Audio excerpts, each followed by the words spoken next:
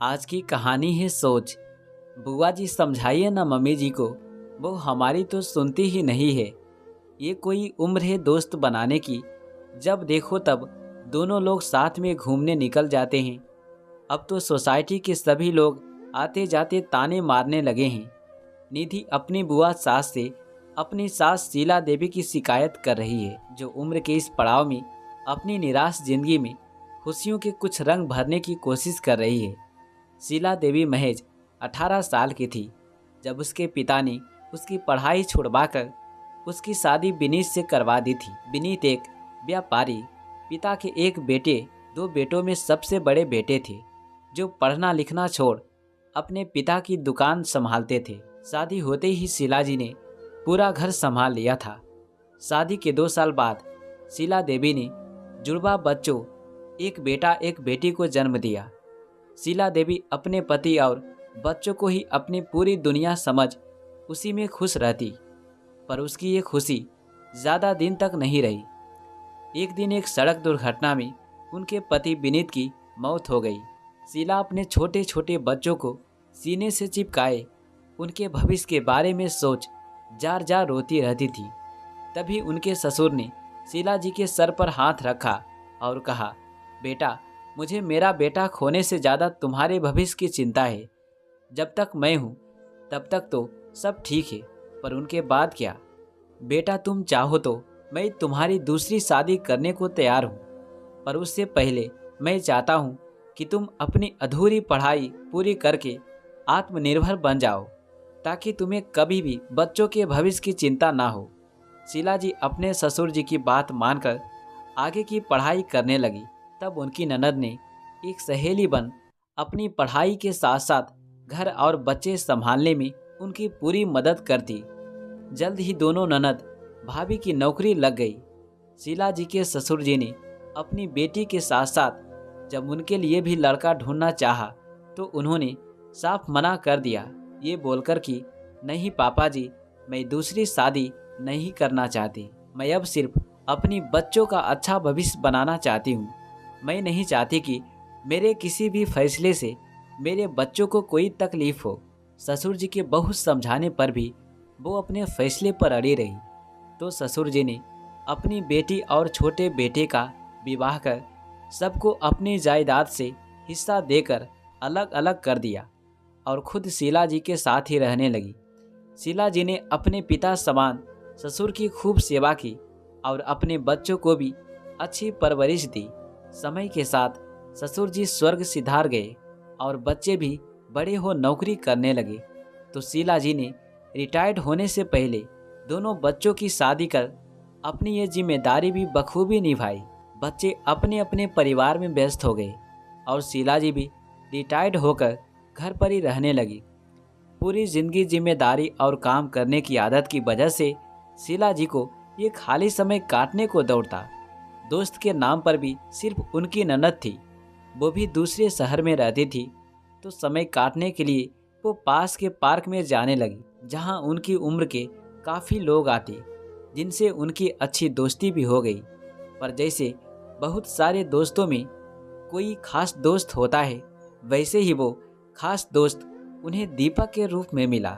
दीपक के साथ वो अपने दुखों को भूल थोड़ा मुस्कुरा लेती।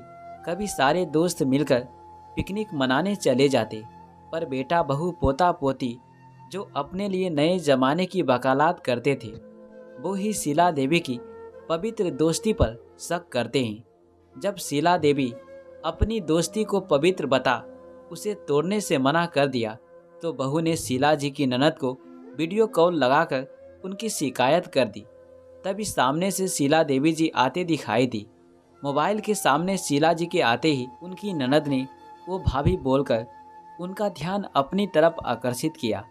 स्क्रीन पर अपनी ननद को देख उन्होंने खुश होकर कहा, अरे दीदी, आप कैसी हैं आप? मैं तो बढ़िया हूँ भाभी, आप बताइए पिकनिक कैसी रही? अच्छी रही दीदी, आपसे कहा था ना आने को, पर आप नहीं आई। अगर आप भी आ जाती तो और भी मज़ा आता। ननद भाभी की ऐसी नॉर्मल बातें सुन बहू निधि का सर चकराने लगा। कहाँ तो वो अपनी सास की शिकायत कर सोच रही थी कि बुआ उनको डांटेगी, कहाँ वो खुश होकर उनकी पिकनिक के किस्से सुन रही है। तभी फोन में बुआ सास के मुंह से अपना नाम सुनकर निधि का ध्यान उनकी तरफ गया, जो बोल रही थी, क्या हुआ बहुरिया, कहाँ खो गई। निधि अचानक हुए इस सवाल से घबरा सी गई और इकलाते हुए बोली, कहिए ना बुआ जी। तभी वहाँ से बुआ जी की आवाज़ गूंजी, मैं समझती हूँ बेटा कि तुम्हें अपनी सांस का यूं बाहर निकलना पसंद नहीं। तुम्हें लगता है कि इससे तुम्हारी बदनामी हो रही है, पर क्या तुमने कभी ये सोचा कि जिसने सारी जिंदगी अपने बच्चों की अकेले देखभाल की, वो कोई ऐसा काम करेंगी जिससे तुम लोगों का सर झुक जाए। अच्छा बताओ, जब तुम बाहर नौकरी करने जाती हो तो क्या तुम्हारा कोई पुरुष दोस्त नहीं है, या तुम्हारे पति की कोई महिला मित्र नहीं है? यहाँ तक कि तुम्हारी बेटी और बेटे के भी सभी से दोस्ती है।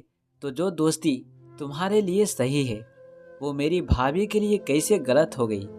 मेरी भाभी अकेलेपन से जूझ रही थी तो मैंने ही उन्हें बाहर निकलने को कहा था, पर मुझे ये नहीं पता था कि अपने आप को मॉडर्न कहने वाले तुम लोग इतनी छोटी सोच रखते हो। मोबाइल कंप्यूटर अपडेट करते हो, कभी अपनी सोच भी अपडेट कर लिया करो।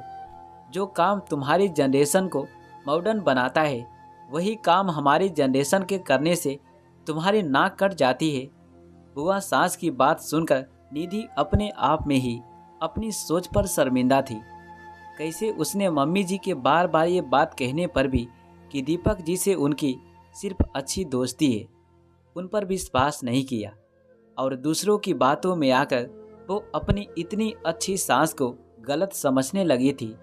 बात समझ आते ही निधि ने सबसे पहले अपनी बुआ सास से अपनी गलती की माफ़ी मांगते हुए अपनी सोच बदलने के लिए धन्यवाद बोला, और फ़ोन काटकर अपनी सास शीला देवी से बोली, मम्मी जी मुझे माफ़ कर दीजिए, मैं कभी आपके अकेलेपन को नहीं समझा, बस हमेशा आपको गलत समझा। पर अब नहीं, अब मैं आपके साथ साथ सभी की सोच बदलने की कोशिश करूंगी। इसलिए कल घर में पार्टी होगी जिसमें हमारे दोस्तों के साथ आपके भी दोस्त आएंगे, और अब से आप जहां जाना चाहे जहां जाइए। बहू की बात सुनकर शीला देवी ने अपनी बहू को गले से लगा लिया। आज नई और पुरानी जनरेशन की सोच मिल गई थी, जिससे चारों तरफ शक और नफरत के कांटे सूखकर प्यार और खुशियों के फूल में खिल गए थे। दोस्तों, हम कभी भी किसी पुरुष और महिला को एक साथ देखते हैं तो उनके बारे में गलत ही सोचते हैं, पर कभी खुले विचारों से देखना, हो सकता है कि वो सिर्फ एक बहुत अच्छे दोस्त ही हो।